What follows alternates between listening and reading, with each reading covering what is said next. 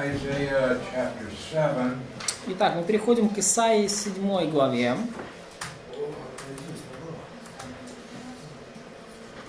Which contains one of the best known prophecies in the Bible. Которая содержит одно из самых известных пророчеств во всей Библии.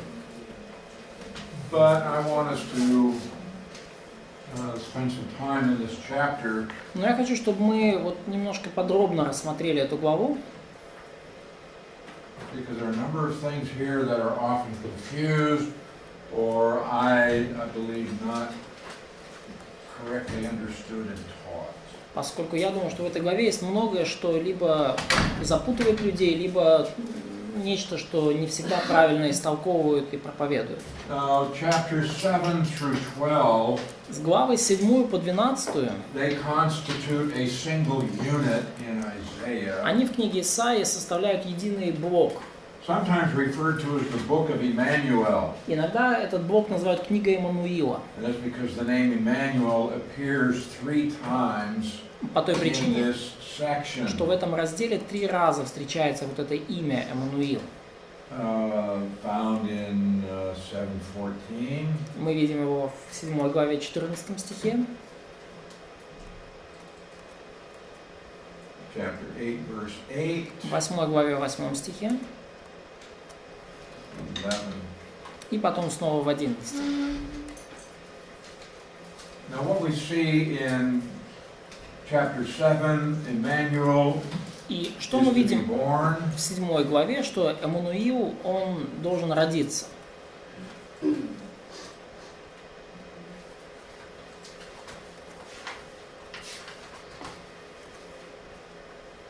In chapter 9, Emmanuel is born. В 9 главе мы видим, что Эммануил родился.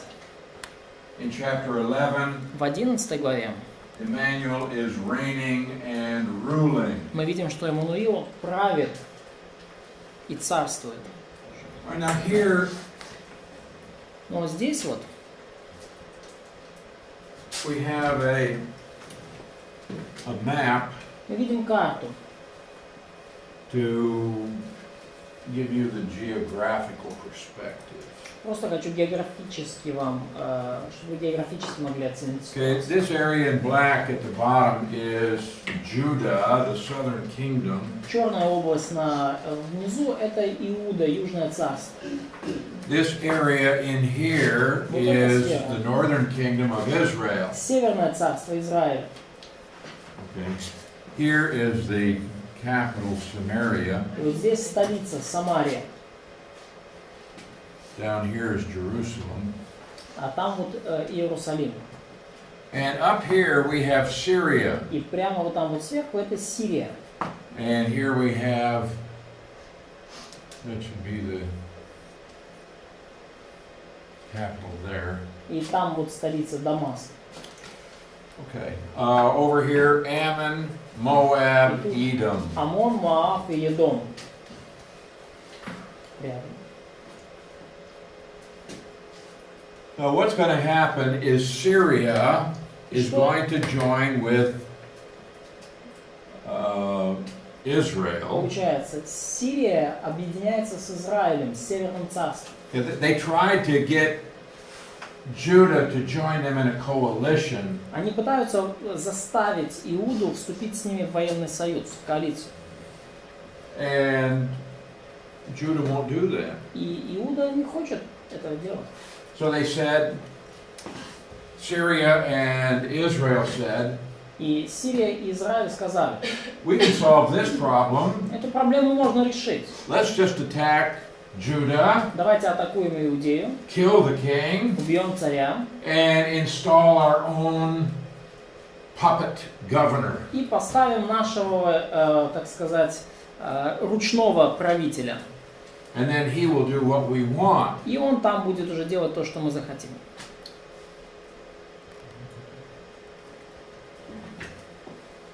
So that's the context. Вот And такой контекст. we have to keep in mind И нам нужно помнить the whole context in this chapter, and it is the whole chapter. Что контекст вот всей этой главы. In verses 1 and 2, we have the historical background of the prophecy that we will see in 7:14. 1-2 мы видим исторический контекст от того пророчества, которое дано в стихе 7:14. So the great prophecy found in verse 14. И поэтому это великое пророчество мы видим в The Lord 7:14. himself will give you a sign. Behold, the virgin will conceive and bear a son, and you shall call his name Emmanuel. Итак, сам Господь даст вам знамение, се дева во чреве примет и родит сына, и нарекут ему имя Эммануил. So we have to understand the whole context of this chapter. Нам нужно понимать таким образом общий контекст всей этой главы. All right, in verse 1, in the days of Ahaz, В стихе 1. Во дни Ахаза, the son of Jotham, the son of Uzziah, сына king of Judah. Иофамова, сына Озии, царя Иудейского. Okay, so this now is during the time of Uzziah's grandson, То есть это уже времена внука Озии. Rezin, king of Syria, and Pekah, king of Israel. Рецин, царь сирийский, и Факей, царь Римаилин, сын Римаилин, царь израильский. They went to Jerusalem to make war against it, Пошли против Иерусалима, чтобы завоевать его, but they could not prevail. но не могли завоевать. And it was told to the house of David. И было возвещено дому Давидову. All right, who's the house of David? Что такое дом Давидов? А? Bethlehem. Well, Judah. Царский двор, King's court. His king's family. yeah, but what it's going to actually be referring to is the southern kingdom, Ну, дом Давидов в данном контексте это Южное царство. not just the king's family. Не просто царская семья. It was told to the house of David, saying, Syria's forces are deployed in Ephraim. И было возвещено дому Давидову и сказано: сирияне расположились в земле Ефремовой. Okay. So we have Syria's forces now, they've come down into the northern То kingdom. есть мы видим сирийские силы вооруженные, сейчас уже пришли в Северное царство. So his heart, the heart of his people were moved И всколебалось сердце его и сердце народа его, as the trees of the woods are moved with the wind. как колеблются от ветра дерева в лесу. Poetic language, people are very frightened. Поэтический такой язык указывает на то, что люди весьма испуганы. So it's told to the king. И сказано царю. What king? That would be Ahaz. Царю, конкретно Ахазу.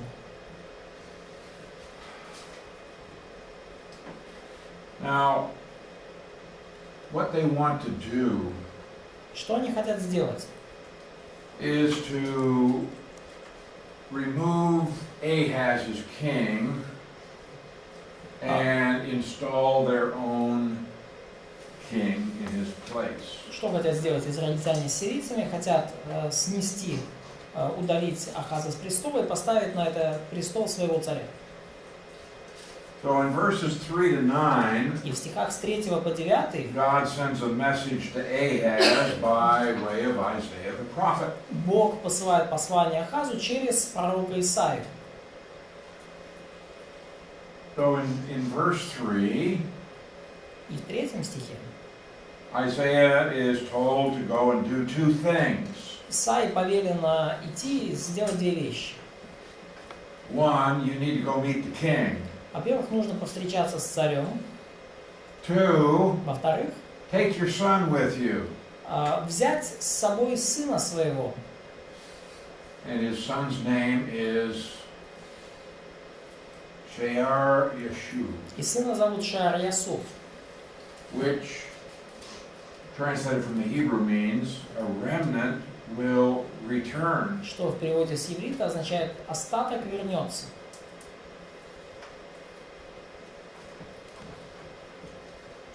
Now in verses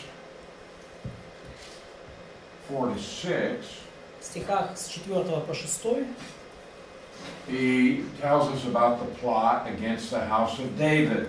Он говорит о заговоре против дома Давидова.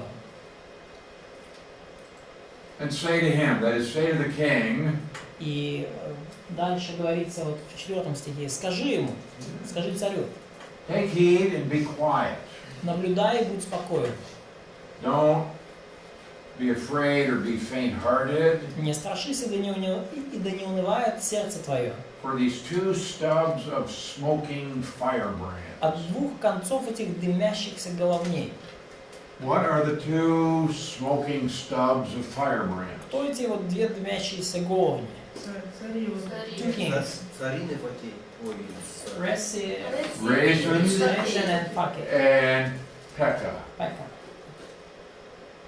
Syria, Israel. Сирия и Израиль. Why are they called smoking stubs Почему or они two названы stubs? дымящимися головнями? They are going to be done very soon. Yeah, they're just stubs. Да, они просто головни. Assyrians are coming. And which means they're almost gone. И то, что это головни, это означает, что как бы, их жизнь уже почти And the закончилась. fact that they are smoking means there's not much fire left. И тот факт, что они дымятся, означает, что огня-то уже немного осталось. So they're close to going out. Поэтому они уже близки к завершению своей жизни. So don't be afraid for the fierce anger of Rezin and Syria and the son of Remaliah. Сказано, да не унывает сердце твое от двух этих дымящихся головней. So he's saying to the king, you should take some comfort here. Бог говорит царю, тебе надо как-то утешиться в этой Be ситуации. quiet, don't be afraid. Будь спокоен, не страшись. Okay, because Syria, Ephraim, and the son of Remaliah have plotted evil against you. Поскольку Сирия, Ефрем и сын Ремалии намышляют против тебя зло.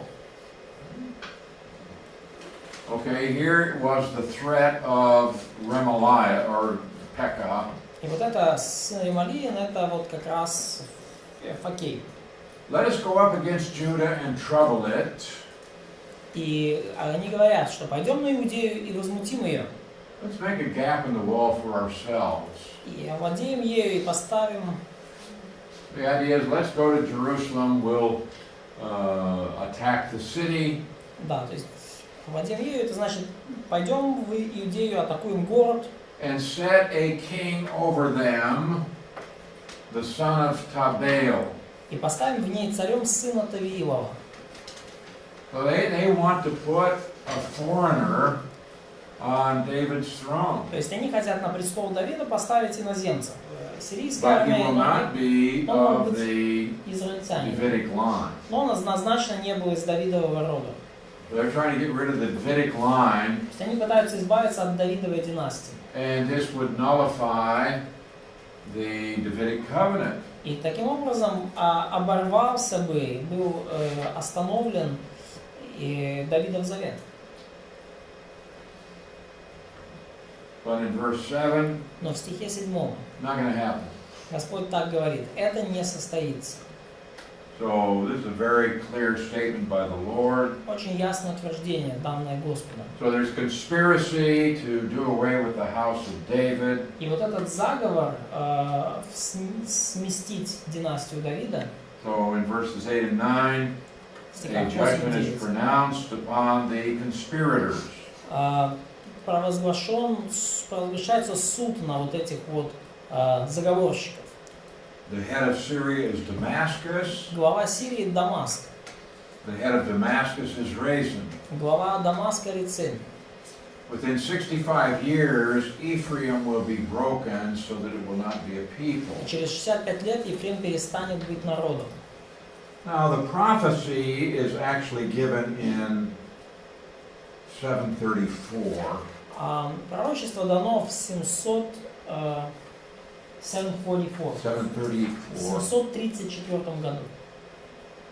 Which is about 12 years before the northern kingdom will be conquered. За 12 лет до разрушения Северного царства. But then he says within 65 years Ephraim will be broken. Но in our text it would cease to be a nation. Okay, that's fine. But you've got 60. Yes, we have 65. 65 Сказано, что years. через 65 лет Ефрем перестанет быть народом. Well, that brings it down to 669. И это нас приводит к дате 669 год. What does that have to do with anything? И мы не знаем, к чему это относится.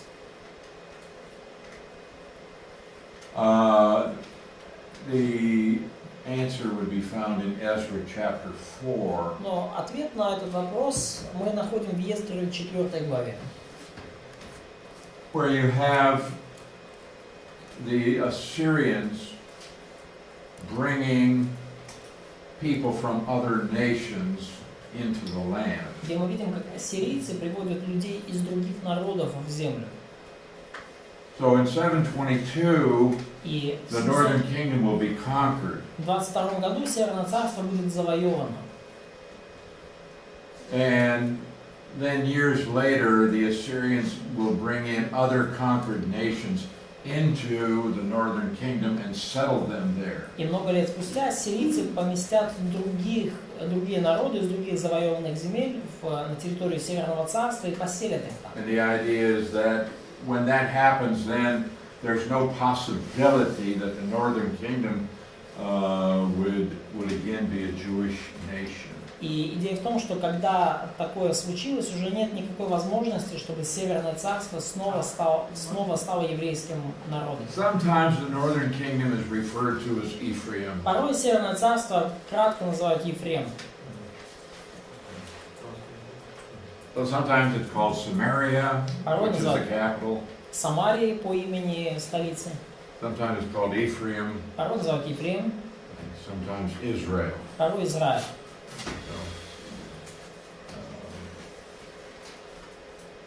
So here we see in verse 9, the head of Ephraim is Samaria. И мы здесь видим в 9 стихе, что глава Ефрема Самария. The head of Samaria is Remaliah's son. Глава Самарии сын Ремалиин. That's Pekah. Это Факей. If you will not believe, surely you will not be established. Если вы не верите, то потому что вы не удостоверены. Now the you here Вы is здесь singular. в единственном числе. То есть ты. So this is a warning to Ahaz personally. То есть это предупреждение лично Ахазу. В современном переводе, если не будете стоять твердо в своей вере, не устоите вовсе. Okay, if you don't believe, then you will not be established. То есть если ты не будешь твердо верить, то ты не устоишь. А где ты читаешь, Андрей? Я читаю 7:9, но я читаю современного перевода. So the house of David is guaranteed their role on the throne. Поэтому престолу линии Давида, дому Давида было гарантировано их присутствие на престоле. But this is not a guarantee to Ahaz personally. Но это не гарантировано лично Ахазу. So if Ahaz wants to be established, then he must have faith. И если Ахаз хочет утвердиться на престоле, ему нужна вера. So if not, then there's no guarantee for him personally. Если не будет веры, то нет никаких гарантий лично для него. Although we do have God's promise that nothing can do away with the house of David. Хотя и есть обетование, что никто не сможет уничтожить дом Давида. All right, in verses 10 through 12, В стихах с 10 по 12 God gives to Ahaz the signs of deliverance. Бог дает Ахазу знамение об избавлении. So the word of the Lord spoke again to Ahaz. И продолжал Господь говорить к Ахазу. Ask a sign for yourself from the Lord. Проси себе знамение у Господа. Ask if either in the depth or in the height above. Проси ли в глубине или на высоте. So he's saying, whatever you want, any sign. То есть Господь говорит, давай, Ахаз, все, что хочешь, любое знамение. I mean, you want the sun to turn green. Хочешь, чтобы солнце позеленело. You want the moon to bounce up and down. Хочешь, чтобы луна прыгала на небе, как теннисный мяч. Whatever will convince you что бы то ни было, лишь бы это тебя убедило. And so he's saying, you ask this for yourself. И сказано, проси себе, 11 стих, знамения. Проси для себя. Huh? Yeah, I'm just... So Ahaz is offered a sign. То есть Ахазу предлагается вот любое Whatever he знамение, asks, God will provide it for him. любое, какое он попросит, Бог ему это обеспечит. Whatever it takes for him to believe. Любое, которое заставит его поверить. Поверить в то, что Сирия не победит. To believe that Syrians and Israelites would not succeed. To believe the Lord. Да, поверить Господу. To believe the Lord. Поверить Господу. It's an amazing offer. Потрясающее предложение. And the purpose here is to produce faith in Ahaz. И цель здесь в том, чтобы у Ахаза появилась вера. But Но there are some people who will not be convinced no matter what proof is offered. есть люди, которых невозможно убедить, какие бы доказательства вы ни выдвигали. So Ahaz refuses. И Ахаз отказался, он отказывается. Verse 12, I will not ask, nor will I test the Lord. Не буду просить и не буду искушать Господа. Now, this sounds like it's a very spiritual answer, but in reality it is not. Звучит как очень духовный ответ, но в реальности он не таков. Because God offered the sign. Поскольку Бог предложил ему знамение. So it's not a matter of testing the Lord. Поэтому здесь совсем не об искушении Господа речь. God says, ask, I'll do it. Бог сказал, проси, я дам тебе знамение. And he refused because he really didn't want to trust the God of Israel. И Ахаз отказывается, потому что на самом деле он просто не хочет полагаться на Бога Израиля. And after all, if God proves himself, then I'll have to obey him, won't I? Но после всего того, как, в конце концов, думает Ахаз, после того, как Бог покажет свою силу, мне же надо будет его послушаться.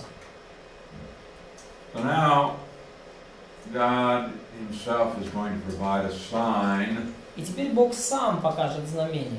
And actually, two signs are going to be offered. И на самом деле целых два знамения будут предложены. All right, in verses 13 and 14, В стихах 13 и 14 we have the first sign. мы видим первое знамение.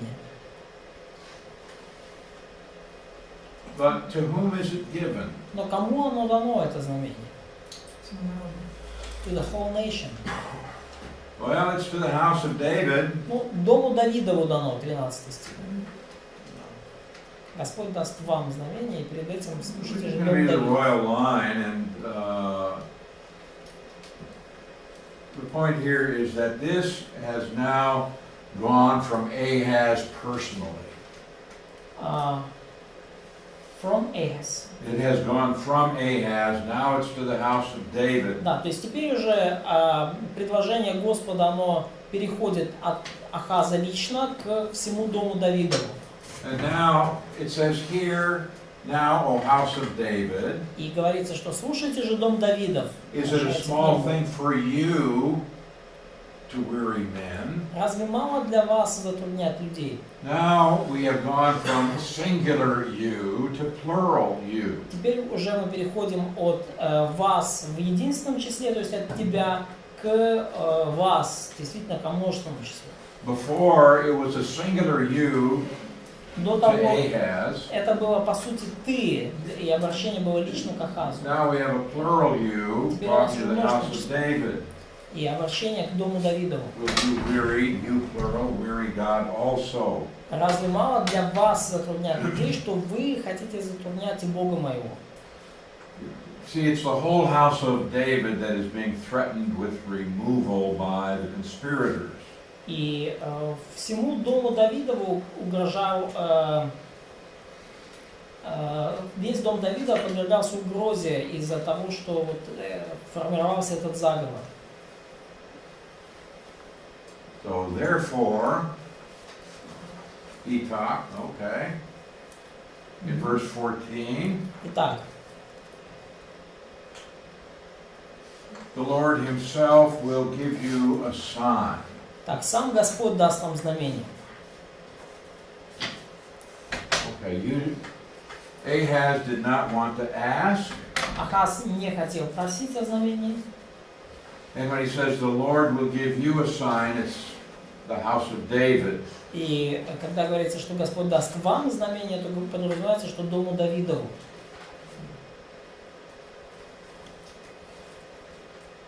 So you wouldn't ask for one, but the Lord's going to give you one. То есть вы как бы о знамении не просили, но Господь его вам все равно даст. Behold. Все. Now this refers to something in the future. И это говорится о чем-то, что произойдет в будущем. He says, the virgin shall conceive. Говорится, все дева в чреве примет. Now, the conception is future. Или зачнет. И вот это зачатие подразумевается, что оно случится в будущем. He's not simply referring to some pregnant woman who might be standing in the crowd. Здесь не обращается Господь, не указывает на какую-то беременную уже женщину, которая стоит в толпе. He's not saying a virgin has conceived, but he's talking about something that is yet future. Он не говорит, что дева уже зачала, он говорит о чем-то, что произойдет еще в будущем. So we have a future conception. Итак, у нас есть вот это будущее зачатие. And it will be a virgin. И это зачатие совершится девой. Now, the word virgin has a definite article with it. И слово дева, рядом с ним стоит определенный артикль. So it's not general, it's specific. То есть это не то, что там какая-то там дева, так, ну просто какая-то абстрактная, это конкретный человек. So because it has a definite article, it has to refer to a specific, definite woman. И если, поскольку стоит определенный артикль, то это слово дева относится к определенной, совершенно конкретной женщине.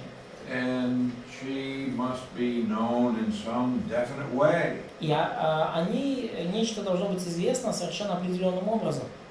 Either it's going to be a woman referred to in the immediate context, То есть это либо женщина, о которой где-то сказано в ближайшем контексте, or it will be a woman who is generally already known.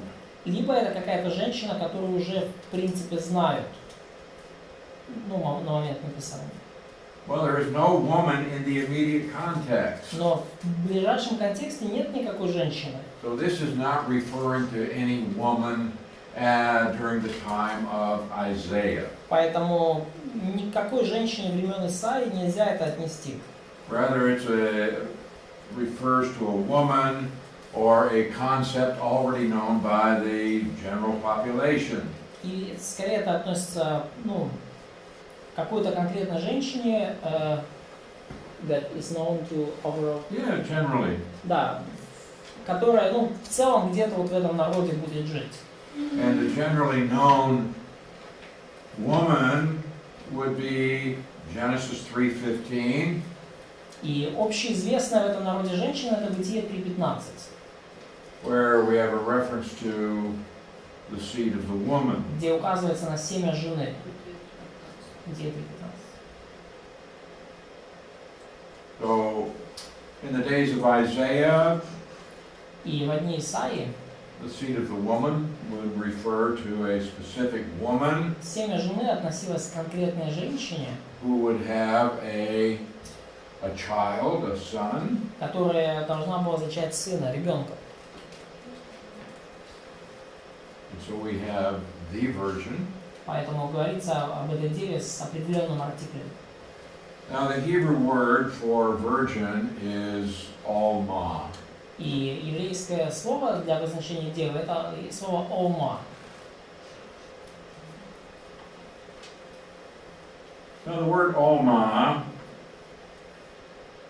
must be distinguished from two other Hebrew words. И вот это слово «олма», его нужно отличать от других еврейских слов.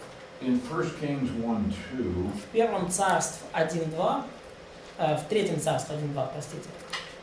here we have one that is referred to as a young woman. Здесь говорится о молодой девице.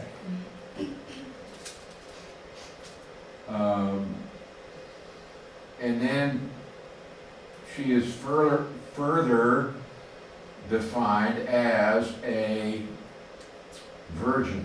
И немножко позже в тексте говорится о ней как о девственнице, в 4 стихе. So we have this Hebrew word, na'ara. И есть вот это еврейское слово «наора», It just means a young woman, которое просто означает молодую девицу, but молодую женщину. it's further defined, she has to be further defined as a virgin. Но лишь позже в тексте дано дополнительное указание, что она девственница, что But царь не познал. because this word could also refer to a young woman who is not a virgin. И смысл в том, что это слово может указывать на молодую девушку, которая не является девственницей. For example, in Ruth 2:6, Например, в Руфь 2:6 this same word is used for Ruth. то же самое слово используется в отношении Руфи.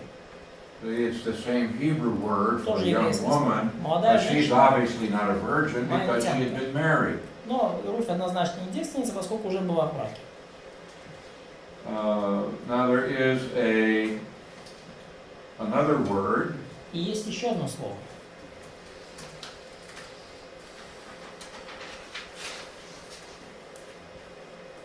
Okay, and you have, again, it's translated as a young woman, И опять же, оно переведено как молодая жена, but it is a different Hebrew word. Иаиль 1:8. Но это другое еврейское слово.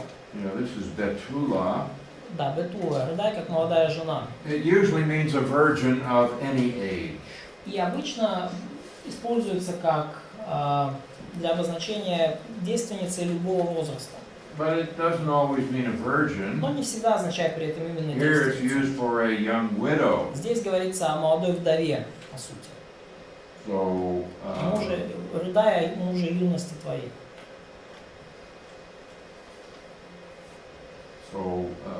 This is a woman that had been married, but she lost her husband. То есть вот эта женщина, которая была в браке, но потеряла мужа So своего. she's not a virgin. Поэтому, она не девственница технически. Sometimes И порой we find this word is used for a virgin, but this has to be explained in context. мы видим, что это слово относится к девственнице, но это объясняется, разъясняется дополнительно в контексте.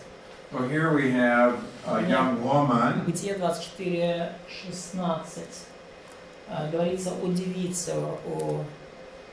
Here you have Jeva, but it's that Hebrew word betula again. Да, то есть здесь снова же еврейское слово бетуа, да, девица была прекрасным видом, дева, которая не познал муж, то есть дополнительное пояснение в контексте.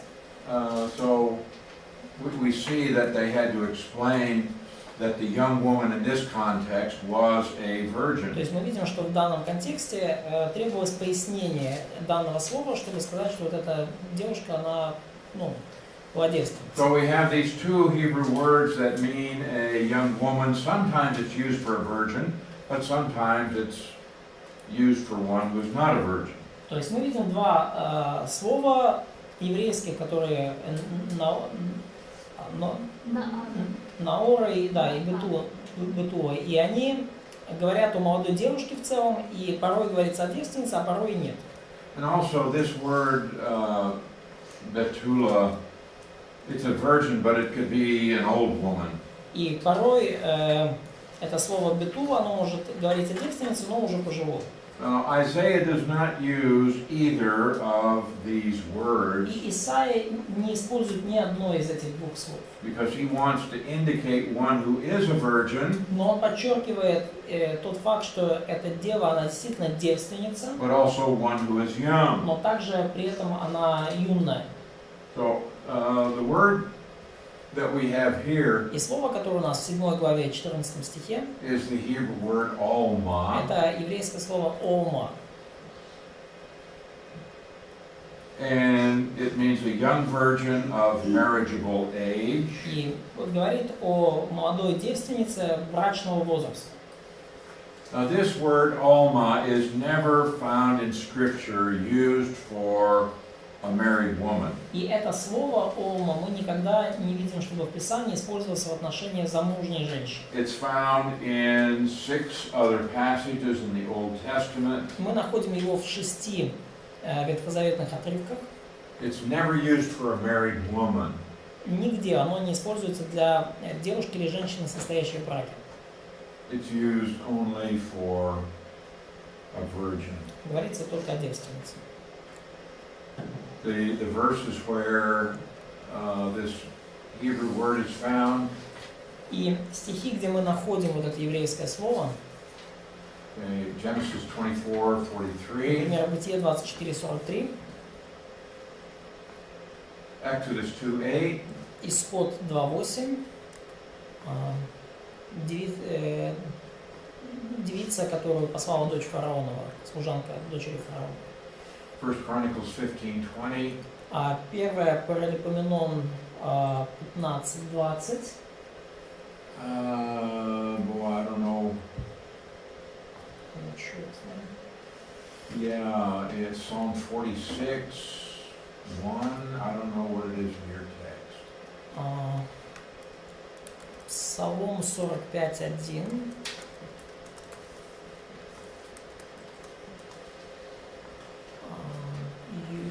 46:1.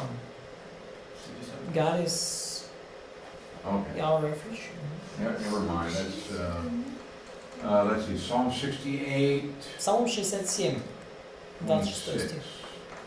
Впереди шли поющие, подоиграющие на орудиях в середине девы с тимпанами.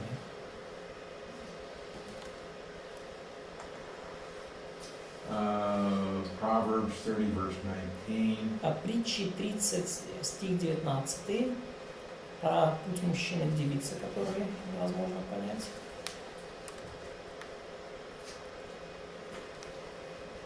Song of Solomon 1:3. Песня песней 1:2. And 6:8. И также песня песней 6:8. Царица 80, наложница девиц без числа.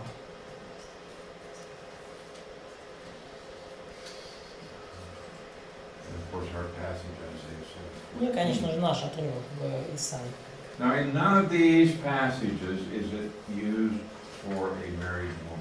И ни в одном из этих отрывков слово «ома» не употребляется в отношении замужней девушки или женщины. Also, when they translated И также, когда они переводят это the слово, Hebrew Bible into Greek, когда они переводили на греческий, делали what we септуагинту, call the Septuagint, то вот в этом переводе греческом, септуагинте, the word that they use слово, которое они использовали, is the Greek word parthenos. это греческое слово «парthenos». And this word clearly means a virgin. И это слово ясно означает девственницу. So the Jewish scholars in that 3rd century before Christ, И вот эти еврейские ученые 3-го столетия до Рождества Христова, they clearly understood that the Hebrew Alma means a virgin. они ясно понимали, что еврейское слово «ума» четко обозначает девственницу. And so they used the exact Greek equivalent, Поэтому они использовали parthenos. точный греческий эквивалент «парthenos». All right.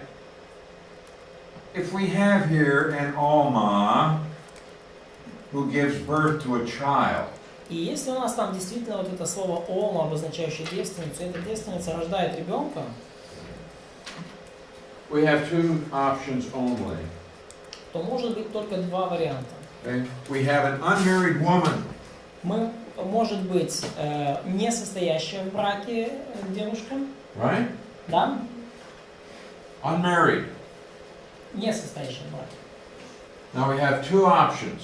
Да, 2 варианта. She gives birth to a child. Она рождает ребенка. That child is either legitimate И этот ребенок либо законный, родившийся в браке, or it's illegitimate. либо незаконный, I абсолютно. mean, those are the only 2 options that we have for an unmarried woman giving birth. Два варианта, да, при которых незамужняя девушка может родить. Like legitimate is like when she's in marriage. Yeah. Да. Or she's another a virgin. Ага. Okay. Now this is a sign from God. И вот это знамение от Бога. A young woman giving birth. Юная девушка, которая рождает. That is not miraculous. Это никакое не чудо само по себе. That's not a sign. Это не знамение. It happens every day. Это случается каждый день. So if I said, "Oh, I'm going to give you a prophecy," Если я хочу сказать, я дам вам сейчас пророчество. a young woman is going to give birth today. Сегодня какая-то молодая девушка родит ребенка. That would not surprise you. Это вас никак не удивит. It would surprise you if one wasn't giving birth today. Вас бы удивило, если бы ни одна девушка молодая не родила в этот день никого. So the fact that God is going to do something shows that this cannot be an illegitimate child. И тот факт, что именно Бог что-то собирается сделать, показывает, что это не может быть какой-то незаконнорожденный ребенок. So it must refer to a virgin giving birth to a child. That would be miraculous. То есть говорится о девственнице, которая рождает ребенка законного, и это должно быть что-то чудесное. Что-то совершенно парадоксальное. So an unmarried woman having a child, that's not unusual. То есть тот так, чтобы не состоящая в браке молодая девушка рождала ребенка, тут ничего необычного нет. A married woman having a child is not unusual. И состоящая в браке девушка рождает ребенка, тоже ничего необычного нет. But this birth is going to be a sign from God. Но это рождение, оно должно стать знамением от Бога. And so this is going to be a virgin who gives birth. Поэтому это должна быть девственница, которая дает рождение ребенку. Now that's a sign. И это знамение, A virgin gets pregnant. что девственница забеременеет. Further, the child's name is to be Emmanuel, И далее говорится, что имя ребенка будет Эммануил. which means literally with us, God. И это означает буквально Бог с нами. When a parent names a child in the Bible, it shows the thinking of the parents. И когда в Библии родители именуют детей, то это указывает определенным образом на то, как родители мыслят. But when God names the child, now that's very significant. Но когда сам Бог называет ребенка, это еще более значимо. It shows God's thinking. То есть, потому что это показывает нам Божье мышление, как Бог мыслит. So here he says this child will be called God with us. И здесь говорится, что ребенка назовут Бог с нами. So certain conclusions that we can draw from this prophecy in Поэтому Isaiah 7:14. В Исаии 7:14 в этом пророчестве можем сделать несколько выводов из него. One, it was to be a sign to the house of David. Во-первых, это будет знамение дому Давидову. And not just to Ahaz personally. И не просто Ахазу лично.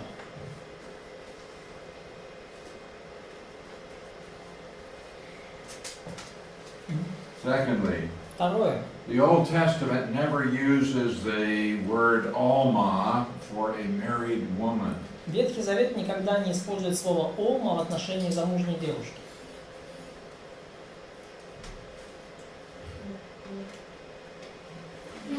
Thirdly, Третье. the context requires the sign to be a miracle. Контекст подразумевает, что это знамение будет сверхъестественным, чудесным. So it cannot Что это будет refer чудом. to an illegitimate child. Поэтому оно не может говорить нам о каком-то незаконном ребенке по залету. Or even the legitimate child of a married woman. Или даже о законном ребенке замужней девушки. It must refer to the child of a virgin. То есть он должен, это знамение говорит о ребенке девственницы.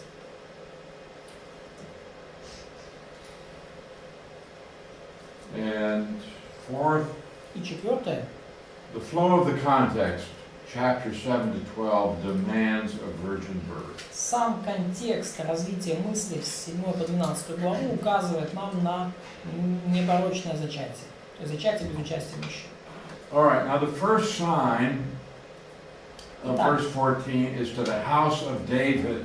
Первое знамение в 7 главе 14 стихе, оно дается дому Давидову. Emphasizing that the house of David is not going to disappear until the birth of a virgin-born son. И этим знамением подчеркивается, что дом Давида не исчезнет до рождения вот этого сына, рожденного от девы. Now,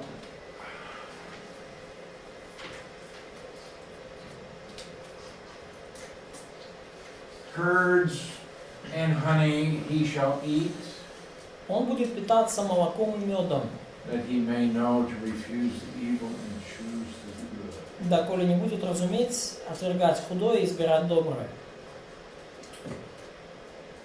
To whom does this refer? О ком это говорится? О сыне Исаии. About the son of Isaiah.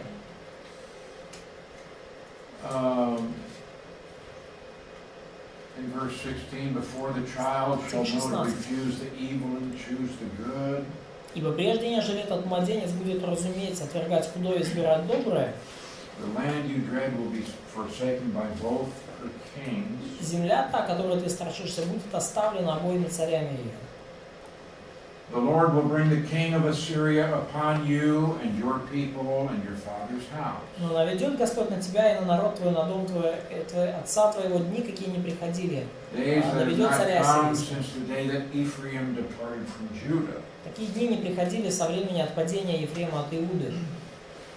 Now, here we have a second sign, И здесь мы видим уже второе знамение, второй знак. and this is to Ahaz personally. И это знамение, данное лично Ахазу. And that's because now when we have the word you, it has gone back to singular. И в данном случае местоимение «ты» снова возвращается к единственному числу.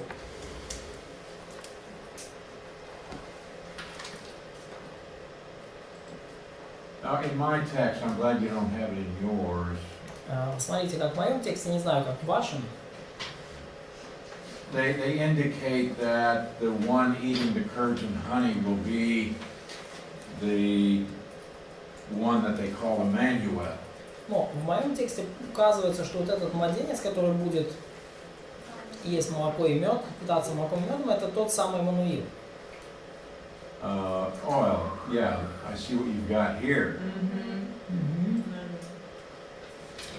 Now, you know that in the original text, Но вы знаете, что в they don't изначальном have тексте capital letters and small letters. не было больших букв, маленьких букв. So don't put confidence in what the translators have done when they put something in capital letters. Поэтому не сильно полагайтесь на труд переводчиков, когда они что-то выделяют большими буквами.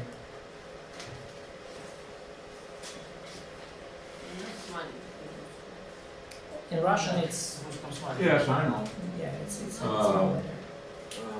But they, in my English text also, they have capital letter. Но в моем английском тексте тоже большая буква. Большой? Дитя, ребенок. Sometimes it's very helpful, but sometimes it's wrong. Порой очень полезны эти большие буквы, но порой они просто неправильные. So here we have the child, the young boy. И здесь мы видим вот этого ребенка, мальчика. And this is not a reference to the child to be born of the virgin. И это говорит нам не о том ребенке, который родится от девы. But rather this is a reference to a specific lad mentioned earlier in the context. Specific lad? Lad, young boy. Да, но говорится о конкретном мальчике, о котором упомянут ранее в контексте.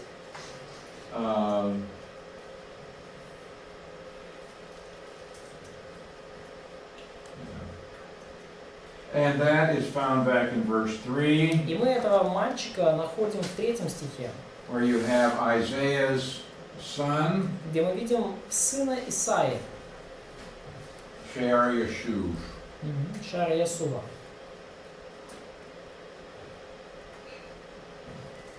So,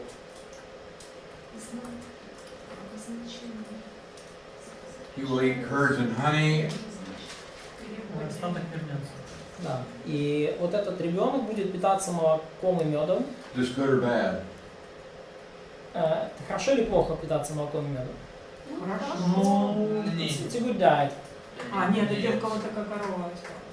It's only for those who have just one cow. Этого достаточно. It's enough. Да ничего себе, хорошо. Земля, которая течет молоком и медом, это значит хорошая. The land, the milk and So the honey. answer is, it's not good. Ответ это не очень хорошо. Не очень. Мясо Не добавить. очень, конечно. Там Да, же не нет очень всех хорошо. Not good. необходимых We'll see this a little later, Мы увидим это немножко позже. indicating difficult conditions in the world. И это указывает вот это молоко и мед на трудные условия, которые сложатся в земле. They don't have enough. У них будет недостаток, нехватка еды. They're not eating vegetables, they're not eating meat. Они не будут есть овощей, не будут есть мясо. Okay, so they have a cow, Там останется корова, but it's not enough но to feed them. коровы недостаточно, чтобы их прокормить. And why are they eating honey? И почему они едят мед? They don't have crops. Поскольку нет урожая. Well, They anyway. don't have bread. But also, from this he's going to learn to refuse evil and choose good. Но также через это мальчик научится отвергать худое и избирать доброе. And it says, before the child can make moral decisions. Тут говорится, что вот доколе вот не будет разуметь, доколе, да, прежде нежели младенец будет разуметь отвергать худое и избирать доброе, пока он не научится где принимать моральные решения. See? Refuse evil, choose good. Да, разуметь Moral, и those are moral decisions. отвергать худое и And избирать before доброе. he's old enough to do То that, есть еще до того, как ребенок повзрослеет достаточно, чтобы это делать, the land that you dread will be forsaken by both her kings. земля, та, которой ты страшишься, будет оставлена обоими царями ее. So the two kings that are conspiring against the house of David, Вот эти два царя, которые составляют заговор против дома Давидова, they're going to be dead and gone. они уже к моменту, когда сын повзрослеет, их уже не будет. Don't worry about them. Не переживай о них. God's going to take care of them. Бог о них позаботится. All right, so the key point in Isaiah 7:14 is that Messiah will be born of a virgin. Ключевой момент в Исаии 7 главе 14 стихе, что Мессия родится от девственницы.